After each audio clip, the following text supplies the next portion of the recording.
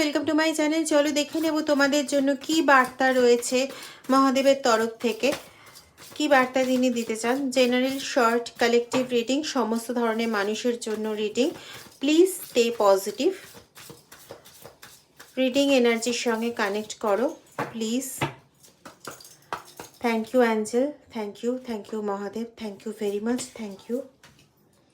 Divine presence, তোমার চারদিকে অবশ্যই একটা ঈশ্বরীয় প্রেজেন্স রয়েছে, ঈশ্বরীয় স্তর উপস্থিত রয়েছে, যারা তোমাকে কন্টিনিউ লাভ এবং ক্রিয়েটিভ এনার্জি প্রদান করে চলেছে। এমন নয় যে শুধু ঈশ্বরীয় স্তর বলতে ওখানে শুধু ঈশ্বর নয়, তার যে দূতেরা থাকে তারাও কিন্তু সেখানে ইকুয়ালি প্রেজেন্ট রয়েছে তোমাকে সর্বক্ষণ সর্বকিছুতে সহায়তা করার জন্য।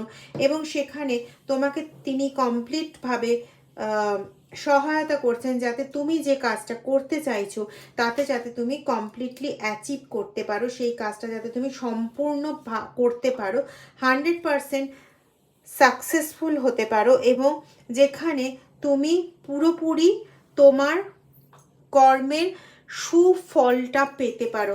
এই জন্যই কিন্তু ঈশ্বর কন্টিনিউ তোমাকে সাপোর্ট করে চলেছেন। আর্কেঞ্জেল ফানুয়েলও কিন্তু তোমাকে নতুন একটি দিগন্তের দিকে নিয়ে যাচ্ছেন, নতুন একটা আরম্ভ তোমার জন্য তিনি তৈরি করে রেখেছেন।